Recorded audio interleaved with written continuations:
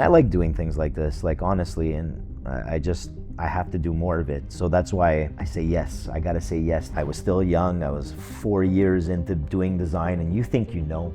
You don't know, right? I didn't have much. So I had nothing to sacrifice. Nothing to lose. I had nothing to lose. I'm so happy because it's the first time that we ever do a long form version. Like we saw, there's a lot of entrepreneurs that have great products, great services online, but you like to see more of that. Yeah. And one of the things that we were just discussing before we started this conversation is people connect with the what if they know the why behind things, right? There's so many great stories out there, and if they're not told, who's gonna do it? Or who's gonna know about them? Exactly. Yeah. So that's the whole point behind it, and I'm just so glad because it took us probably 2 months before actually, if we go back 2 months ago, I reached out to you for the first time because I saw your project you did with Dan Lomanto. Bosa. From Bosa. Okay. Right? You saw the video? I saw the video that you filmed in Distraunt, and the day before that, I went with my family. We took 15 cannolis. Okay.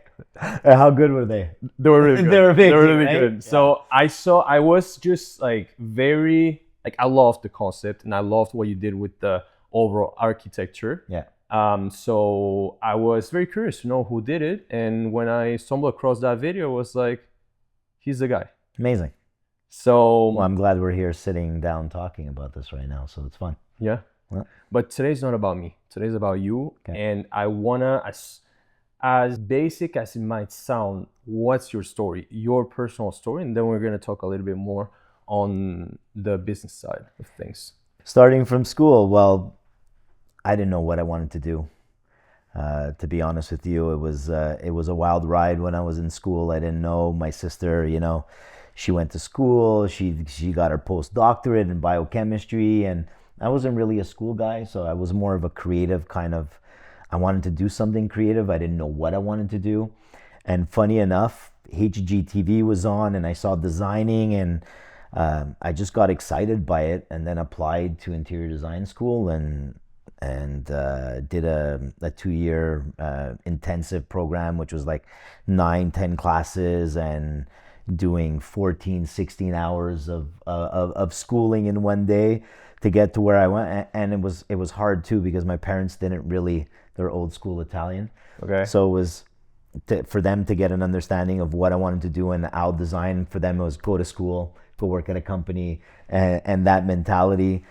So I did the design school. I paid for it myself. I was working in the nightlife on the weekends, trying just to pay for my school, which was good. I have to give it to my dad and my mom to get me to push and to do things like that, like to actually work for what I wanted to do.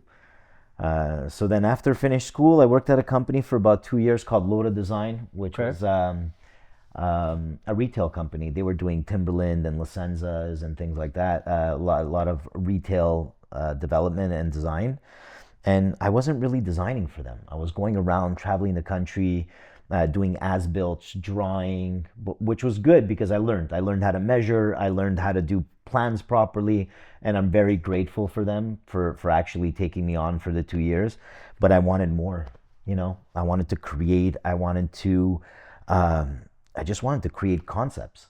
I had concepts in my head. I saw concepts, and I just wanted to get into that design niche of restaurants and cafes, and where an owner comes up to you and says, Italo, I want to create a Moroccan mixed Spanish style kind of, and there's my vision to doing something, and give me your vision, give me your idea, let me be the catalyst to kind of move that forward and bring that whole idea of what you're thinking out to the public and for everybody to see, so that. And I got my first break, which Gigantic Group, I really appreciate them. I've done 4 or 5 projects now with them. And Bordel was the first big project, right? I was still young. I was 4 years into doing design, and you think you don't know, right?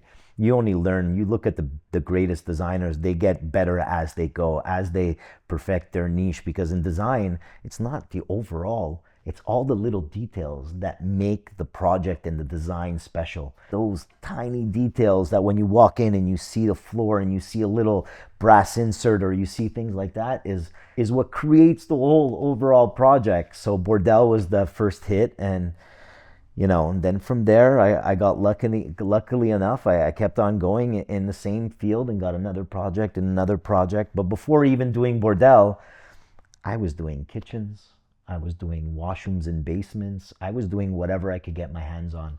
But it doesn't matter, because when you're starting, you do whatever you have to do. And designing is designing. You either love it, appreciate what you're doing then, and hopefully you could keep on growing to get to where you want to be, right? So, yeah, and here I am today, a lot of commercial projects, and people reach out to me because they want a concept. They want to create something Japanese style restaurant, Yubari that we did, Yoko Luna, mix of Peruvian and Asian inspired design. So like somebody comes up to me and says, you want to do something like that? I'm like, yeah, I do. What do you got? What do you got?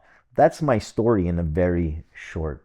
It's almost like when you start as an entrepreneur, you see all of these opportunities and you want to be able to say yes to many of them. Yes. Because what else can you do if you say no? Exactly. Right? Yeah. So you almost become like a kind of like a yes man. You start to expand the portfolio, and then eventually you kind of just stumble across the thing that you want. The thing is that sometimes you don't even have yes. When you're starting off and you look at these guys or girls and coming out of school and boys coming out of school, that you're just fresh and you think, you're not going to start designing a restaurant when you're right out of school. Yeah. Take what you could get, build your portfolio, get better at what you do, get better at your craft. The more you spend time on social media for design, the better you're going to get. Don't spend your time, if you want to be a designer or anything that I believe in, that, looking at what somebody had for lunch yesterday. Really concentrate on your craft when you're looking at the social media, which is, we spend so much time on it, right? And we're here today creating this because of it and because of social media, that keep building off what you see, creativity on other people's pages, designs. There's amazing designers out there. Nobody knows about that, but you gotta keep on. I think you got to keep on growing that route when you're doing it. So yeah, I don't know. I lose my train of thought a lot. That's totally That's where I go. It's how my brain works. I'm sorry about why that. we're here. And honestly, like I just want to like dive in a little bit more on that story that you told me about before you actually came up with the business that you are currently running, right? Yeah. There's an interesting thing that not a lot of people might know. Yeah. But how was that upbringing for you? You told me that your parents, right, were both Italian. Yeah. Am I right? Correct. And how was that like? It was amazing. Upbringing. It's amazing. Take me through it. My dad came here with nothing in his $2 in his pocket, and worked as a mechanic, worked as an electrician, which was his master electrician at the end, but he was a butcher. He did everything to kind of build a future here.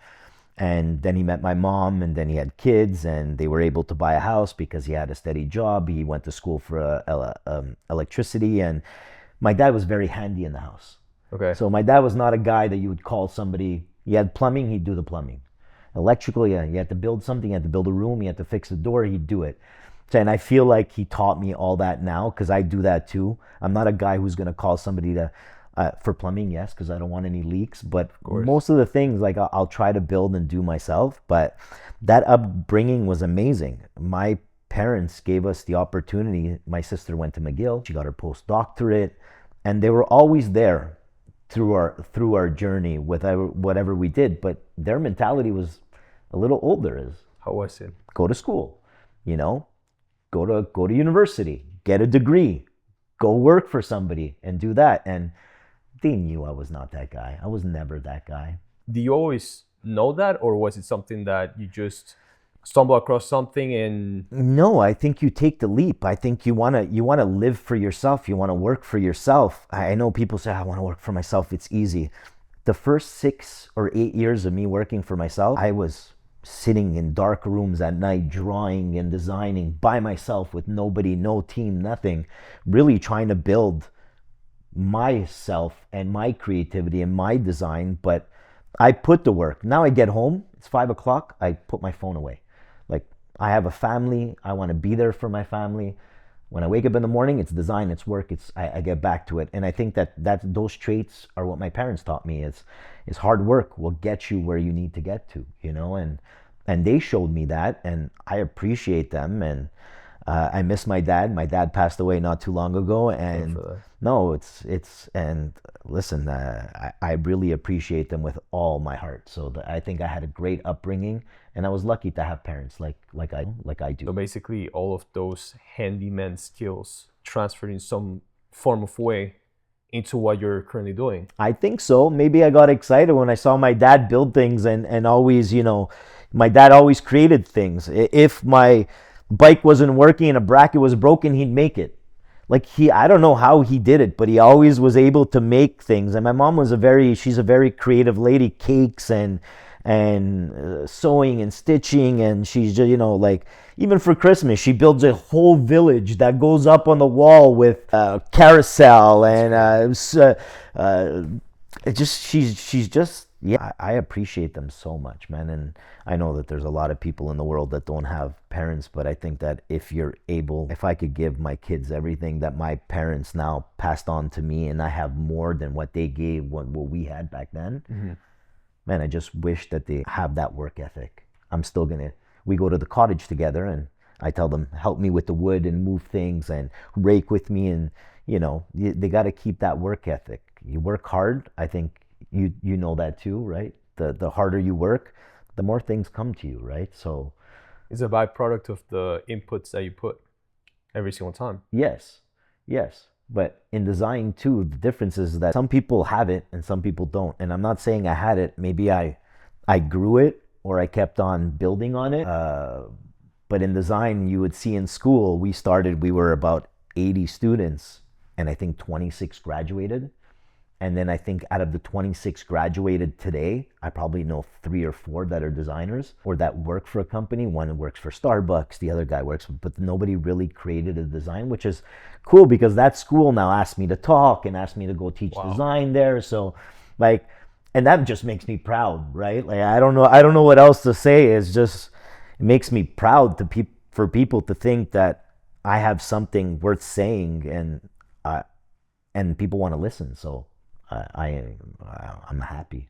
Like, how was that, like, entrepreneurial journey for you? Did you know someone in your family that had that entrepreneurial instinct, or is it something that you had to develop by yourself? Well, my dad worked for a company. It was my uncle. My uncle was I don't know, we would say vice president of Marconi, or it was basically in aviation, and he was always traveling and he was always making deals, and I would see him, and it gave me that, was almost like my second father, because he lived right next to our house. Okay. So, like, my mom was here, my uncle was right next door, our houses were connected. I used to run through the back to go to his house, and so he was like my second father. But my father, without the building skills, because he would ask my dad to help him build whatever he had to do, but he was more of the business oriented meetings and $1 million deals and traveling the world. He was always trying to he did very well for himself and for that company, and I think I pulled a lot from him too, but when you start off, I don't want a business. I'll be honest with you. I don't want a business.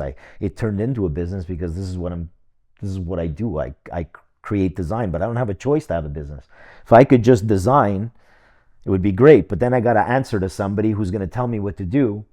And I don't want that, right? I want to create for myself, and I want to be the person that has the last say in the design, not somebody else telling me what to do.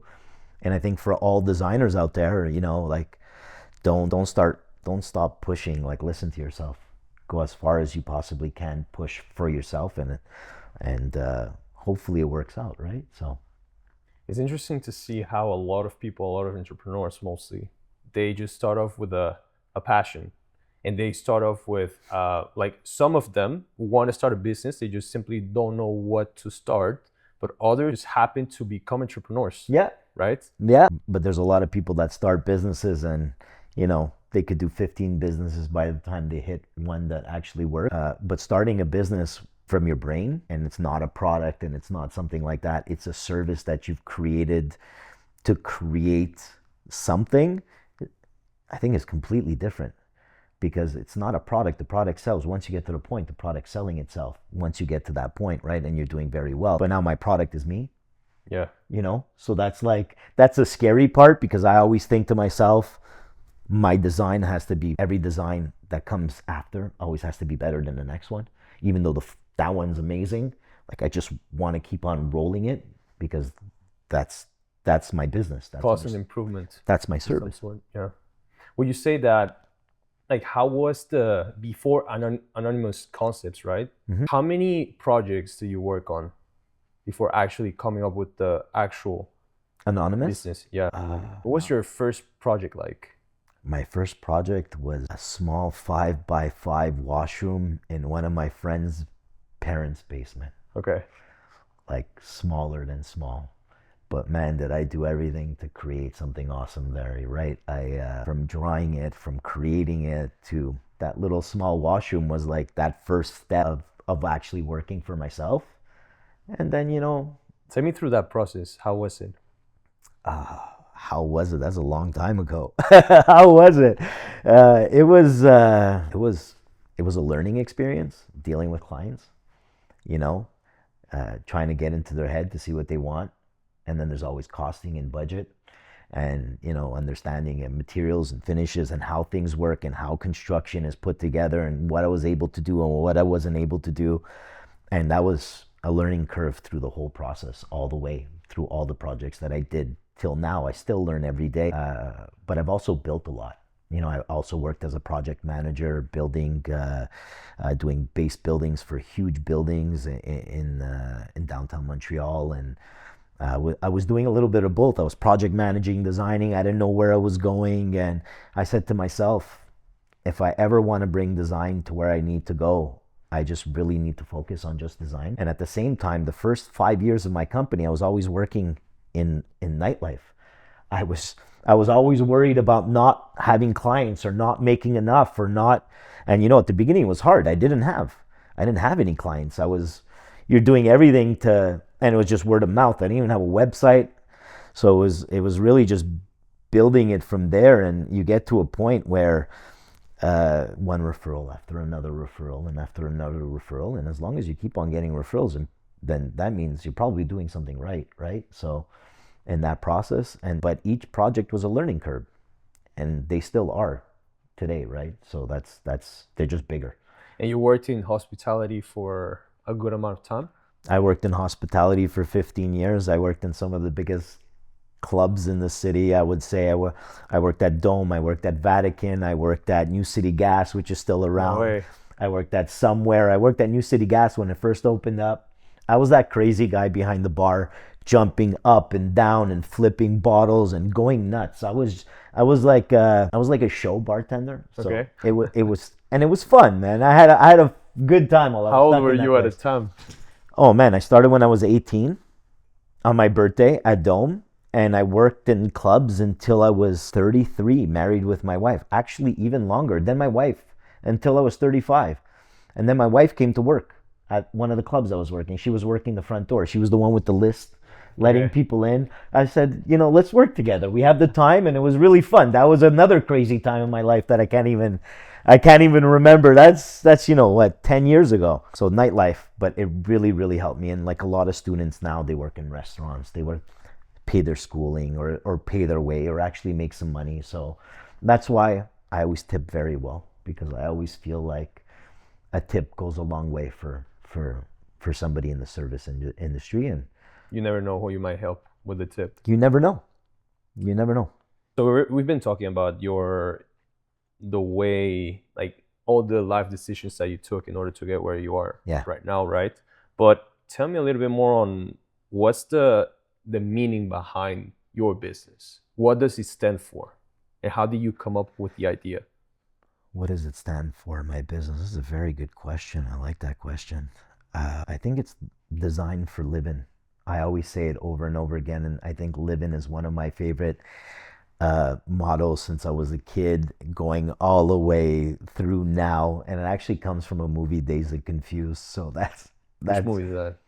Days and Confused is with Matthew McConaughey, Ben Affleck, a really old school movie that came out based on the '70s, kids finishing school, and it was Matthew McConaughey's actually first movie that he ever made, and he got casted for this movie, and he says a line, he's like LAVIN, for living, and it's just, I think ever since I was 20 to 25, I traveled. I did everything I had to do. And I just kept on pushing my limits. I never stopped myself. I'll be honest with you. There's really no idea or concept behind it. It's just, I just want to design. I love doing what I do. People create a business to make money and to do, which is great. And I'm happy I'm doing something that I love and I actually make money for it. But honestly, my concept behind it is just I love doing what I do, so I just want to keep on creating amazing spaces, and I hope I could do it until I'm in the ground. I don't think I'll ever retire.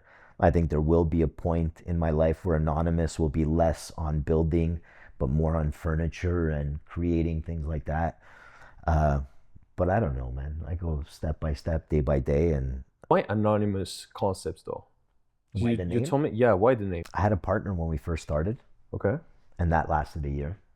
Didn't last very long, which my parents were amazing because when we first started the company together, he was 4 years in design, and I was fresh out. 40 years in No, design. he was 4 years in Okay, design, 4 years. and he wanted to start this company, and we came up with the name. It was Anonymous Concepts because we wanted to be anonymous, be behind the scenes, but let our design shine. Okay. I think that's what it is. And now I just love playing off it, People saying you're hard to find. That's because I'm anonymous. And I love that whole pun there. I haven't had a website. I just got a website about a year ago because I had to. I had to. I just had to, right? So, I actually went through your Instagram, okay? okay. And you talked about a story. No, actually, once the first time we talked to each other, you told me about a story of your basement. Yes. You started designing in your basement? Yeah. Is that right? So that was the year, the first year. My parents, everything I said before, actually were on board after and said, "You want to? Well, transform the basement into your office." So I was working out of my parents' basement with my partner that I had at the beginning, which is a very nice guy. And I learned a lot, but he had a family and kids, and he just had to generate more revenue for himself, which I completely, but I kept going. I kept anonymous and I kept building it as much as possible. And it was, my mom was upstairs. I would be working downstairs in the office, and she'd make me lunch, come down, and I was young, I was learning, but it was amazing. I have to say, I actually loved it, and then from there, from my parents' basement, I actually moved into a millwork shop, and I had a little office there because I was doing a lot of residential, and so I was working in a millwork shop, and there was dust everywhere, and I had my little office, my little design corner, a lot of kitchens, a lot of cabinetry, and residential homes, which actually worked out because we did like a little collab. I had the kitchen company there. They would come in, I'd do the designs, then we would offer the kitchen and the services from there. So you brought the clients. I brought clients, and they had their clients too. Did you ever bring clients to your basement though? No, No. no, actually, no, because that was that was a very short period of time, and I didn't really have many clients. Probably had 2, 3 clients the first year, and it's hard. It's hard when they get out of school, and that's why I always hire interns.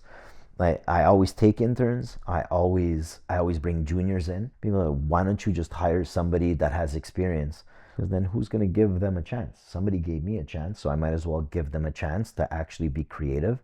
And do I hire them? No, I give them a freelance shot. I give them things to work on. It gives them excitement to work on great projects. Yes, they're not designing them, but yet they're learning from them. So, and I want them to have that opportunity, So, and then slowly I got nicer offices, and honestly, I love working from home. How come? I think the silence of the music and no questions. When here we have Zooms, I'm with my team. My team's at the office, but when I'm sketching and designing and creating, I like to be alone with music and my iPad, my computer, and nobody here. And then sometimes my wife is here. And how do you meet your wife? Do you guys meet at a point where your business was already running? I was running, but I was still working in the nightlife, and at that point I just finished schooling and I was doing some design, and we met, and I was living with some friends, and we used to call it a frat house. So my buddy had bought a triplex building and we renovated it together, and I was living in the basement with one of my friends, and then I had two friends in the middle floor, and then I had another two friends on the top floor, so we called it the frat house. And that's pretty much where she met, where, like, in the stage of my life of where we met. But I met through a friend, which is crazy enough is her partner today.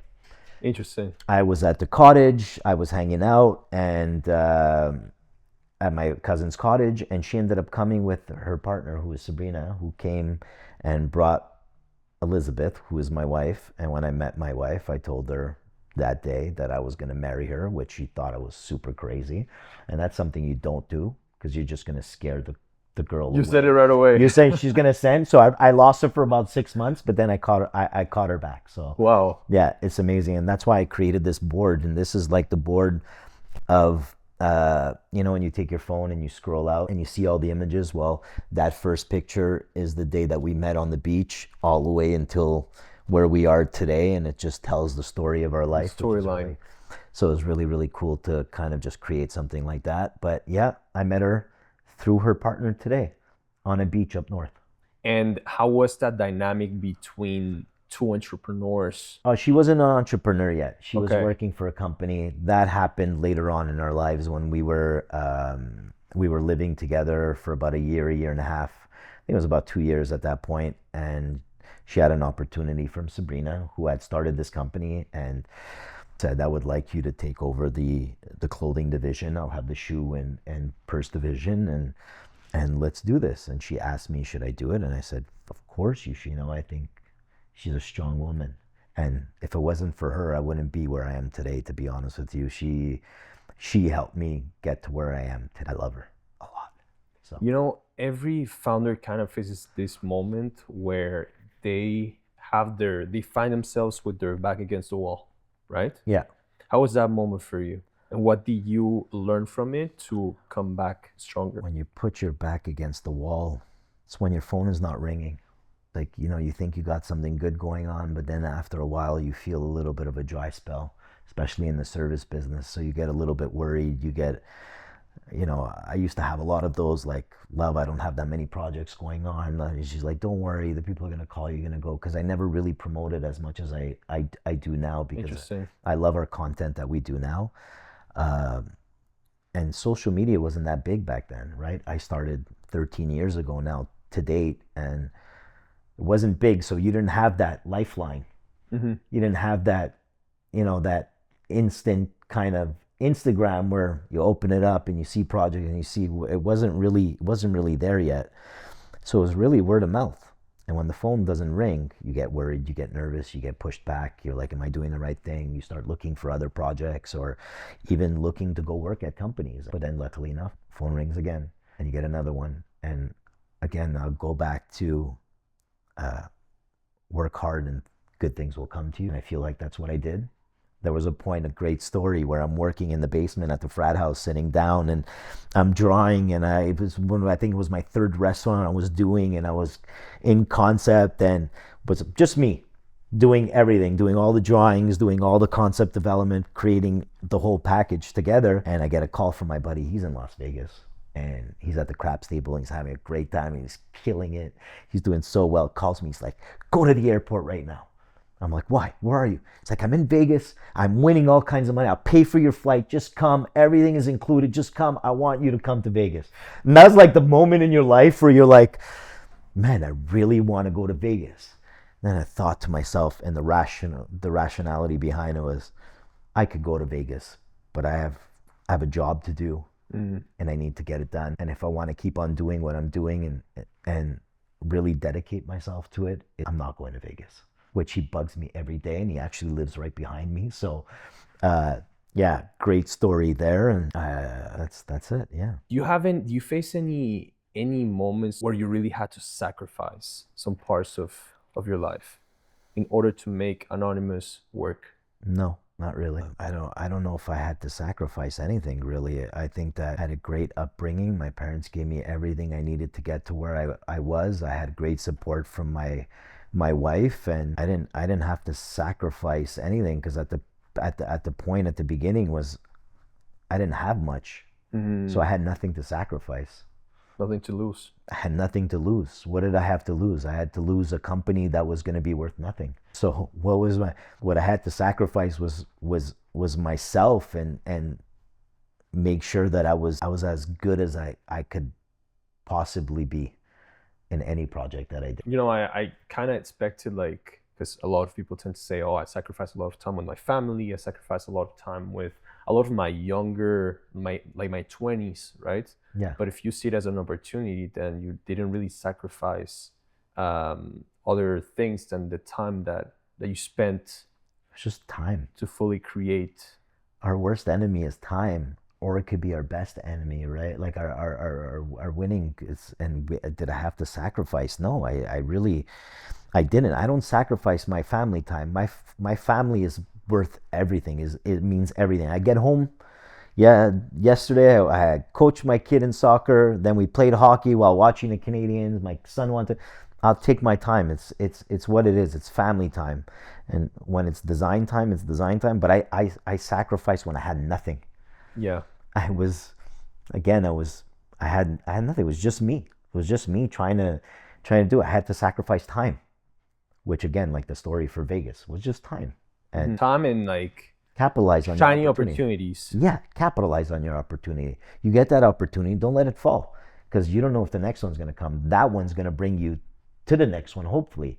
So don't screw up that one. Do it properly and keep on doing the other ones. And that's my motto. Was if you speak to all my clients, and most of my clients, I try to give them everything. They need me. I'm there. I have timelines. I'm there. Like I try to give them as much as possible, and that's all they really want. Mm-hmm. They want you to be invested 100%. So when I'm invested in working, I'm invested 100%. When I'm with my family, it's family. My phone is, and work is secondary when it comes to like your mom. There's a saying that says, "Have your mind where your feet are." Yeah. Like right now we're having this conversation, you're not thinking about other things, or maybe you are, but not. Maybe I am, because my brain is just ridiculous, and I lose my train of thought a lot. Yeah. But yes, agreed, 100%. I think be there, be in the moment, and that was one of the main reasons why I wanted to buy a cottage too. We bought a cottage before buying a house when nobody wanted cottages, and I renovated the whole cottage from A to Z because I love cottages, but I knew it was a family time. I knew that the investment into the cottage was us being up every weekend and spending our valuable time. Time is everything, and your kids are only young for a short period of time. Money comes and go. Yeah, I've went to the point where I had, 8-10 people working and going crazy on projects and a lot of stress and coming home with it. I said, I'm not doing that. I said, I'm good. I'm happy where I am. I don't need to go big. I'm just going to be where I am, and I'm going to be happy in both my areas of work and family. So fulfilled by also having a family. You're able to show up to every single time. So what are you doing this for? Yeah. You see these billionaires or whatever, and not with their family. Okay, it's great, it's amazing, but it's not what I want. It's not my drive. My drive is to give to my family and to be there with them, and I love my 2 boys. I love my wife. I love my mother-in-law, my father-in-law, my dog, people around me. And it's all I really want. Right? Now take me through your proudest project that you've worked on. My proudest project? Wow. I think it's my house, because I live here every day and I see it. So, okay. And I built it, and I bought it, and I did everything from scratch from it. And not to say on all my projects, I'm proud of all my projects. If I wasn't proud, then it wouldn't be out there to the world, because then I probably wouldn't show it. Mm-hmm. I think nowadays it's so open to social media. When you post something, you could have 3 people see it, you could have 20 people see it, you could have 20,000. I just did a video, it's 175,000 views on Cocochina. Why? Because I think we just created an amazing restaurant, and the client let me fly, you know. And when you let me fly, I think good things happen. Ubadi, which is in the St. Paul Hotel, that restaurant used to be dead. There was nobody ever there. Guy calls me, is Ludovic, super guy in Brahms, and they're creating this concept, Japanese. Italo, we want you to do it. Boom, let me fly. It became an amazing project. The restaurant is killing it. The design is insane. And I'm not tooting my own horn. It's just you look at it, and even I'm impressed. Yeah, it's very impressive. When I look at myself, even I'm. So if I can impress myself, then I did. You know, right? It's amazing, great, love it. Interesting. And what's like you were telling me about the story of Bordel, right? Yeah. How did that happen? And how did the Yoko Luna project happen after? Well, that was John. You know, John was he was in the nightlife back when I was in the nightlife. He was a promoter. I was behind the bar. He just kept on pushing. That guy is, you know, that's, as an entrepreneur, he was at the bottom, and he just kept on pushing and pushing from one project to another. And, you know, Bordel was in a space where I think there was 3 or 4 places that just kept on closing. He took it. He decided, I'm gonna make this something special. That was my project. He let me fly with that one, and, you know, working alongside with him and his concept and how he wanted a burlesque kind of theme, which was fun. There was a theme behind it. That was like my first real, I'm excited there's a concept here and somebody's giving me an idea of what concepts are, and building from that. And then Yoko Luna was, again, another crazy thing on his part. It was COVID. Nobody was opening. People were closing things down. And he took that lease, and he took it from nothing and took a space that, again, kept on closing down, and revamped it and transformed it, and again gave me the opportunity to do it with him. How was that? It was sick. It was insane. It was a huge and massive, and it was, you know, 4 rooms in one, 10,000 square feet, 4 designs in one. It was insane. And usually, and even during COVID, it was crazy times. You weren't allowed to work. You had to work. We had a certain amount of time. Construction stopped, and prices went up dramatically from one moment to another. But he stuck through it, and look at him today, man. He's rolling with it. And what I love about him is he gives me another opportunity. And right now we're doing Bonita together, which is a Mexican restaurant, which used to be the old 1230, the old Rosalie's, sorry, right next door to Yoko Luna, which is going to be Bonita. And now we're doing Bambino in the Old Port, which is going to be the craziest Italian restaurant out there, guys. When I'm telling you, we just went nuts with that place. I can't wait. And it's been a long process, that one. That one's been a lot of up and downs, and hotel and closing, but we're almost there. We're getting there, and I can't wait to show everybody that project. Like that one's going to pop back up again. So I'm really happy about that. When you come up with the client gives you the concept, right? Yeah. You develop it, and then you show it to them, right? Yeah. What's like the most challenging part of developing and designing an entire project with that amplitude? Oh my gosh. Just making sure your client likes it. Like, honestly, that's all it is. The pack of nerves I am before I show a project is crazy, because, you know, by the time, they always think the process is super fast, and a concept and development of design is a 3-month process. Like, we need time to really visualize, get the inspirations, where our route and what direction we want to go. Then we need to build it up and create the 3Ds and sketch and design from there. Then we need to show them. Then they might like it and might not like it. And we got to go back to the drawing board. Or sometimes I could hit it on the first one. Sometimes it takes me 2 or 3 times. But as long as I hit it, I will never show something that I'm not happy with. And I think that's the process. And designers need to understand that sometimes it's creating something from scratch, which is amazing. But the greatest thing about design is that take a little bit of images, of designs, and of concepts and kind of merge them into your own. Because a lot of things have been done, and if you could create something new is amazing. But really, like, putting the concept together from little snippets of other concepts that you've seen, and maybe it's mental or maybe it's actual, you think you've saw it but you have an idea and you want to create it, or you saw it visually but you're taking that little, you know, tubing, metal insert, wood detail, and making it your own. It's always just making it your own. Almost like a curator, right? Yes. So you find inspiration in other things in life. And it could be anything, right? Yeah. I think travel is the best one for any creator. Content creators, travel is the number one, because there's everything. There's design, there's culture, there's food, there's which inspires you, fashion. And fashion helps me a lot because fashion is always above. So prints, colors, tones, things like that. And luckily I have my wife, and she'll tell me, you know, and she's my number one fan at the beginning. So she's the one who always kind of reviews any design I do. And I know when she likes it and I know when she doesn't like it. I know when she doesn't like it because she just tells me straight up. She's very straightforward. I don't like this. I don't like that. And then I'm thinking to my head, oh man, like what? She doesn't like it, and might get a little upset, but then I'll take her advice and I'll make it better.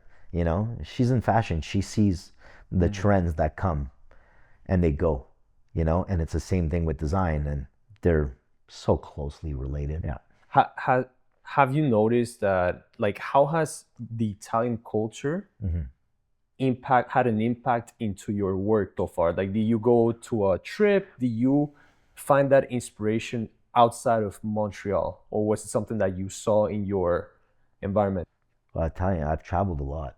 And I always said to myself, and I'll tell my kids later, when you're 20 to 25, it's that key fun area of life, or 18 to 25, where you don't have kids, you don't have a house, that's the time where you explore. You got nothing to lose. You got nothing to lose. Go do whatever you want to do. You know, you want to travel, go do it. Like, do it. And I always did it. I would make money. I would spend money because experience was more important to me than anything else. It was always an experience. And I take that and I put it within the designs, because now people want to create a concept, but I think it's not just creating a concept. It's creating a feeling. It's creating a sensation. It's from when you walk into a space and you smell. It's when you walk into a space and you get, you know, all your senses are going. That's the main thing. That's what creating and design is elevating the senses.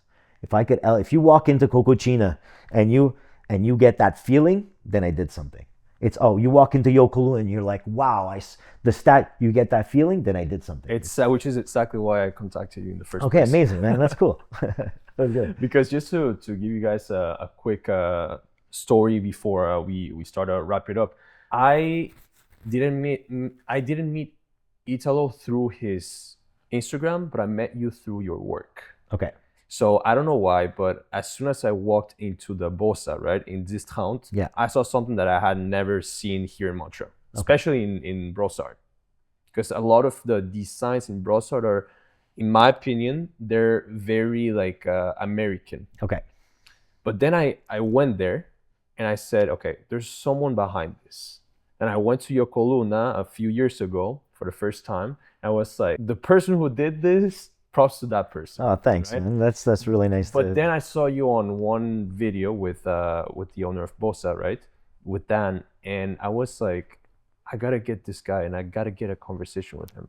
Because I think, like you said, you're anonymous. Yeah. But your work speaks for yourself. Uh-huh. And it's just very inspiring to see that you didn't want to become an entrepreneur, but you kind of became an entrepreneur by doing what you love. I think that's all of it in a nutshell, right? I became an entrepreneur by doing something that I love, and I wish that on anybody. Yeah.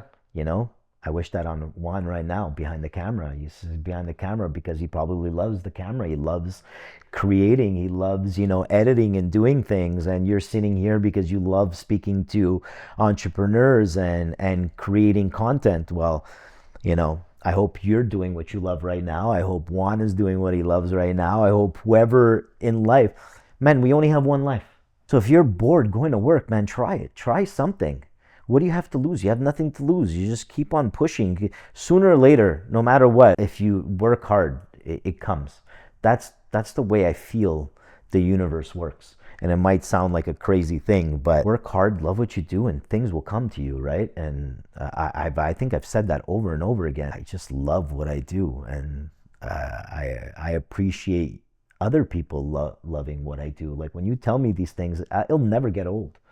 It almost feels like, when people see me, and I'm a nobody, but when I'm walking in the street and somebody says, hey, I saw you that video. I was walking in the West Island the other day. I saw that video of Gentile. You did it. Wow, amazing.